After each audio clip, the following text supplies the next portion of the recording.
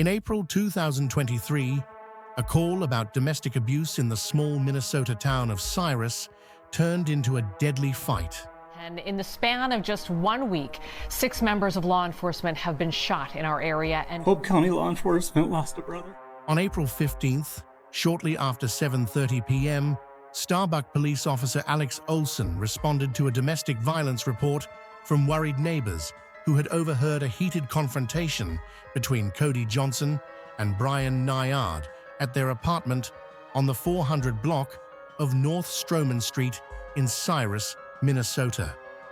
Cody later told police she was hit during the altercation. And he took his hat off his head and he started smacking me with his hat. And I kind of put my arm up in defense and, said, stop. What's wrong with you? Stop hitting me.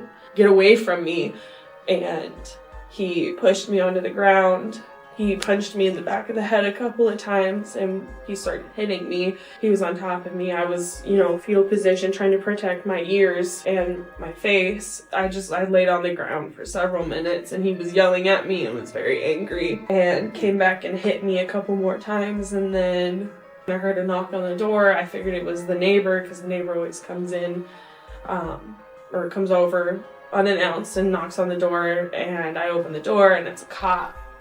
And again, I believe you're going to apartment number 5. Officer Alex Olson was the first on the scene, shortly after Pope County deputies Josh Owen and Brody Merrill arrived to assist. Body cam footage shows them entering the apartment and engaging with 34-year-old Brian Nygaard, the principal suspect in the case. I didn't talk to him. I just got... So my partner's telling me I gotta put handcuffs on you. Cool. I didn't talk to him. Based off the information I have, and I'll let you explain your side of the story, but based off what I'm seeing, what I'm hearing, I'm gonna place you under arrest for domestic assault. Okay. Well, that's for you guys to figure out in court, okay? Oh, hey, whoa. Immediately after pulling his pistol, Nygaard began firing at the cops. Deputies Josh Owen and Brody Merrill returned fire during the exchange. Both deputies and Officer Olson were struck. Deputy Owen was shot 3 times, Deputy Merrill was struck once in the upper chest, and Officer Olson was hurt in the ankle.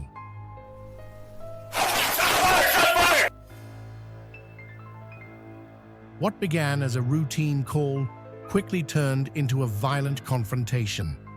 Without warning, Brian Nygaard opened fire, catching the officers completely off guard. Deputy Josh Owen was shot 3 times and went down, gravely injured. Despite every effort to save him, he tragically died at the hospital, sending shockwaves through the community. Deputy Brody Merrill was also shot, but his bulletproof vest saved his life. He was treated and released from the hospital, though the memory of that day would stay with him forever. Officer Alex Olson had a close call when a bullet struck the pistol holstered near his ankle. The impact twisted the gun, but the shot miraculously deflected, leaving Olson with only minor injuries. It was pure luck. Amid the chaos, Brian Nygaard managed to escape. Once the dust settled, Nygaard lay dead, shot multiple times in the intense gunfight. Meanwhile, Cody Johnson, who had been separated from the confrontation, was in the hallway. She heard the shouting and gunfire, but wasn't in the room when the shots rang out. Terrified and in shock, she fled to a nearby friend's apartment, desperate to escape the chaos. In her police interview, Cody revealed that Brian Nygaard had been struggling with personal issues for a long time. He faced frustrations with life and feelings of injustice, which seemed to fuel his actions that tragic day. What's been going on in Brian's life recently? Like, what's been going on with him? Anything notable? Has he been having troubles with anything, or have you noticed anything abnormal about his behavior, anything like that? Not really. I know that he got a bad review at work for his annual, and it was super unjustified. But other than that, he didn't even really seem to take that. I took it more personally than he did. When was that review? 2 or 3 weeks ago, I think, maybe. Okay. I know that they did it early, but it was supposed to be for his, his year anniversary of working, but they did it a few weeks early.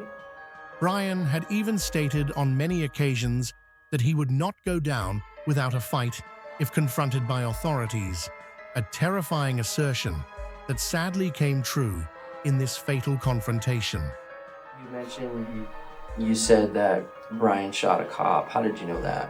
I guess I didn't know for sure, but I just assumed, considering the fact that I can't imagine why a cop would just randomly shoot my boyfriend in his apartment. There's been conversations that Brian and I have had where he said, if it came down to it, because he had a really abusive mother when he was growing up and she called the police on him quite a bit.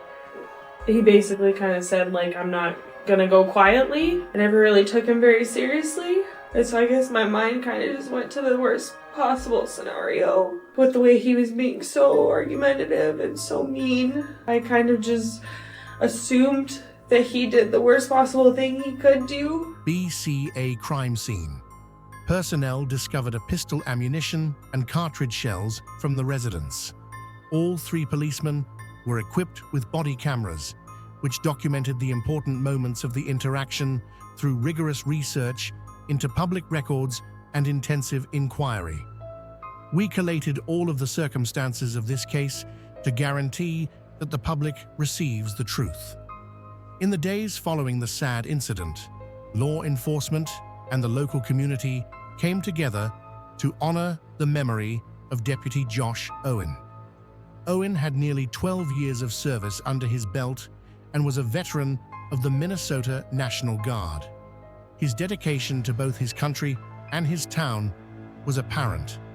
After days of learning about his career and commendation, today, friends, family, those with whom he served, shared more with the community about the character of Deputy Joshua Owen. Overall, leading Josh in Iraq was a great honor I will cherish for a lifetime. As a soldier in both Bosnia and Iraq, Owen often answered a hero's call, risking his life for others. A lot of good talk. A lot of memories. I knew Josh because he helped me through a domestic violence thing many years back, and he's been helping a friend of mine who's currently in it. Pam Welsh has lived in Glenwood most of her life. She and her family came out today to show officers that the community cares. Well, to stop, and I want the kids to recognize and know that this is special. Deputy Brody Merrill, who survived the shooting, later voiced his anguish, describing the deep pain of losing one of his best friends. Yeah, I did do CPR on Josh, and it did feel like forever. They always talk about you're tired, how it's tiring, exhausting, and it is. But in that moment, I didn't feel, I felt like I had one thing to do, and our local communities, those smaller rural areas, there's a lot of first responders that volunteer. When the shots fired call was given to dispatch, first responders were paged within seconds, as well as ambulance. Former President Donald Trump praised Owen's service and sacrifice, emphasizing the tragedy's impact on both the local and national levels. Deputy Josh Owen last year. Very handsome. Josh was on his 44th birthday, right on his birthday.